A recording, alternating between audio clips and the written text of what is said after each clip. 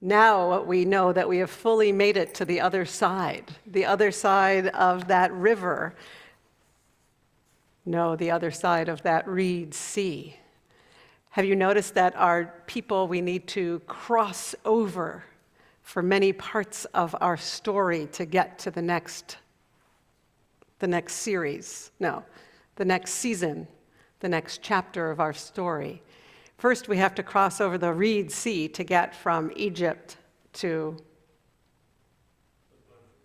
the Sinai Desert, which we then have to schlep our way through, and we'll talk about that in the weeks ahead. But we also have to cross over that river of Jordan in order to get into the Promised Land. That's, well, because we went the longest possible way to get from here to there.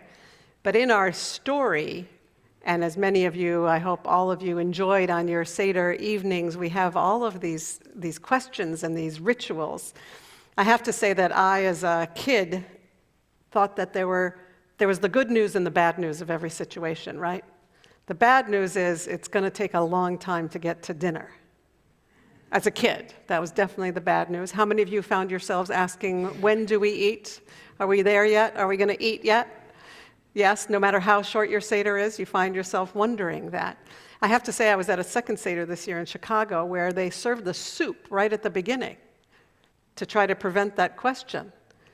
And I have to say, it lost all of the anticipation because nobody was asking, when do we eat? We'd already had the soup. Do any of you do that, serve soup at the beginning? No, it was a totally new thing for me. As a kid, though, my favorite parts were, of course, the food and the singing. I never really understood this 4 questions business, which is really 4 answers, not 4 questions, and I certainly rebelled against the idea that I, as the youngest, was expected to say those questions. Who's identifying with me as a youngest who was forced to ask those questions? Yes, you identify with me? How many of you were forced to ask them regardless of your age? How many of you still know those questions, and if I woke you in the middle of the night, you could say them? All right? And if you don't, well, we're going to work on that toward next year, Cantor, okay? But the bad news is it's going to take a long time to get to dinner. The good news was that there was going to be a prize at the end. If we found that afikomen, there was going to be a prize. How many of you consider that to be the good news of the Seder?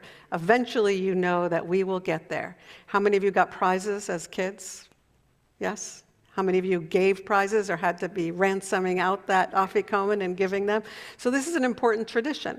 I only learned recently that what my great uncle Bernie used to do was kind of bizarre. I thought it was normal. You know, what we each do in our own homes seems so normal.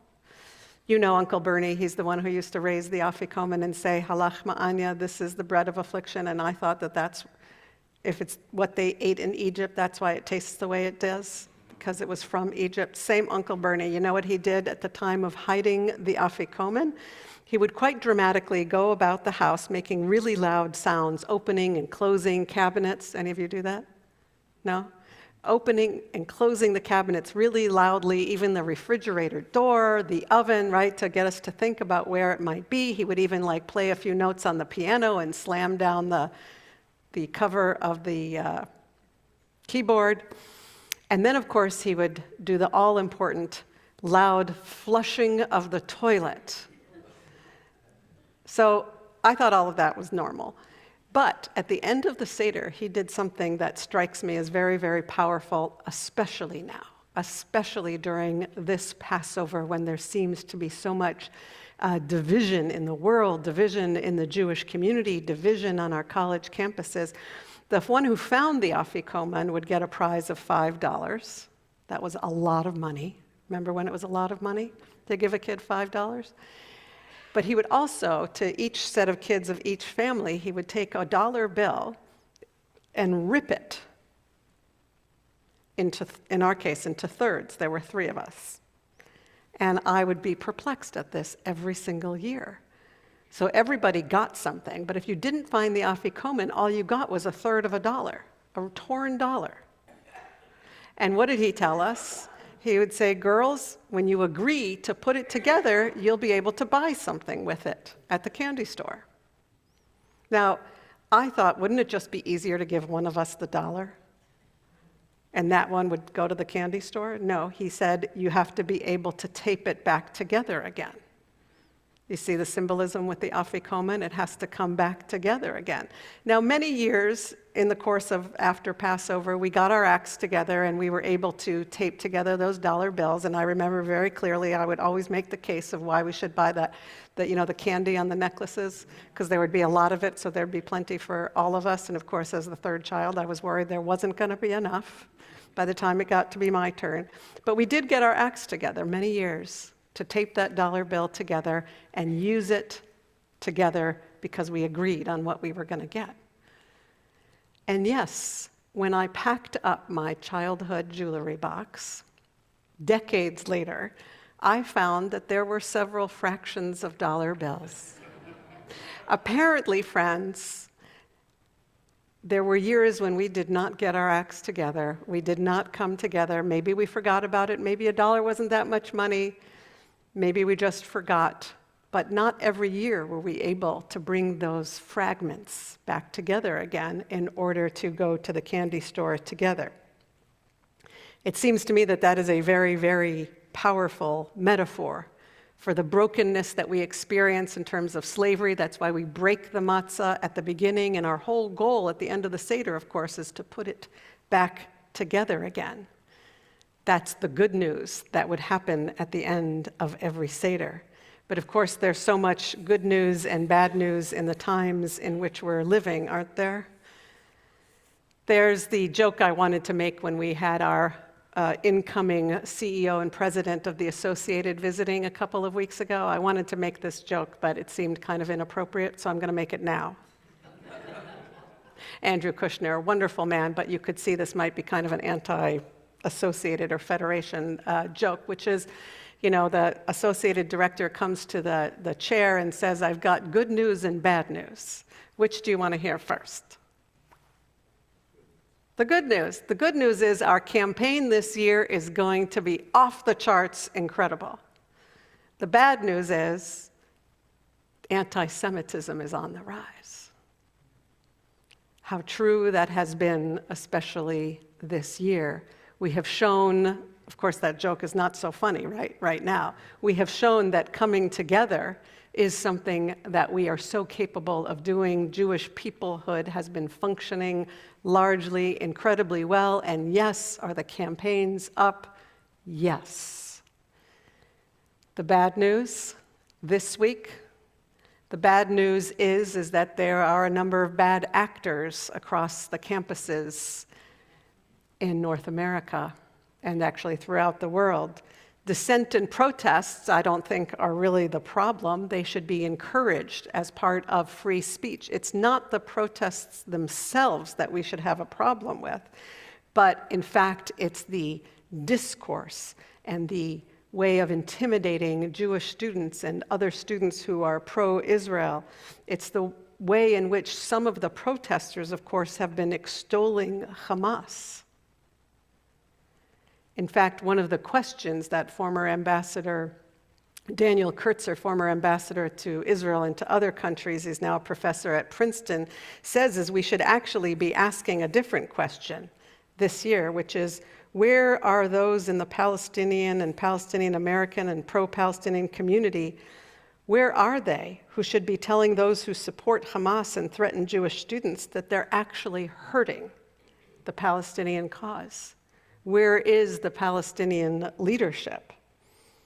And of course, at a minimum, he's asking, why have you failed to condemn them and their tactics? Why have the Palestinian leadership not been condemning those who have been really hijacking what should be peaceful protests and expression of different views, hijacking them into being such dangerous situations for others on campus? That is not the goal of free speech.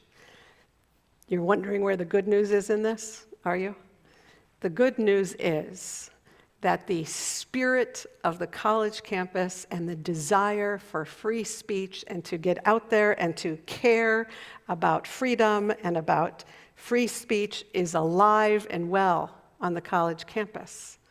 The bad news, that on each college campus we see, in fact, that in many cases, not each, it has been hijacked for very dangerous purposes. So do you see how the good news and the bad news is coming together here as well? The good news for the Jewish people, I think, is this understanding that we actually have an opportunity here. We can try and criticize. I think it's very dangerous, by the way, for us to come out against universities if we don't like exactly what their presidents are doing. I think we should extol universities, encourage them to do their jobs, right? To encourage Jewish students and those who want to create a positive and peaceful environment to express their voices. But I think it could be a very dangerous thing for us to just disengage from that world of discourse. We, friends, as liberal American Jews, have an incredible opportunity. We should not be the ones who cry only about the bad news. We should be the ones who are also standing up for and yearning for universities, our communities, our world, to be able to express that which is free speech and important discourse without breaking the whole system. And those are the moments that we're in, where there is some breaking going on.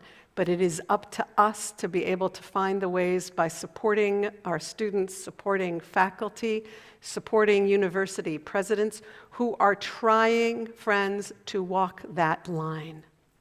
I don't envy any of them. They're trying to create an environment where academic discourse can still be shared, where free speech can still be valued, while at the same time ensuring safety and the capacity for all students to be able to go to classes and engage in what they should be doing without fear and without intimidation. I hope that we can stand together in support of our students and our universities who are doing their best. I hope that we can refrain from putting everybody into the same bucket of it's all just bad news. I hope that we can see here this opening for us to be able to fix the things that are wrong on some campuses and in some communities. I hope that most of all, we can encourage good questions to be asked. This is a time when I would invite all of us to engage in as much discourse and dialogue with the next generation as we possibly can. We will be inviting university students here to join us from multiple universities, Jewish students, so that we can hear what they're experiencing, and to be able to be that place where when things are broken, we can encourage everyone to still yearn for wholeness. That's what the Passover Seder is about. A time of experiencing brokenness of the matzah and putting it back together again. In fact, that's what I think the Song of Songs is all about. The Song of Songs being the text that we read on the Shabbat of Passover, and what my Devar Torah was about, a time of searching and yearning for something to be whole that is not yet whole. That's our job as Jewish people, to understand the brokenness, to be able to tolerate times when things are broken, but never to give up the search for the pieces through the questions, so that we can continue to yearn to put things back together again in such a way that we will be able to carry forward. And so I believe that this is truly a time that is indeed an opportunity, not just an opportunity for fundraising, but an opportunity to expand our knowledge, to engage with other generations, an opportunity to stand with our universities in the projects that they should be engaged in, and a time, of course, to hold ourselves close to one another and our community close to each other so that we can march forward together. Shabbat Shalom. Moadim l'simcha, chagim uzmanim l'sason.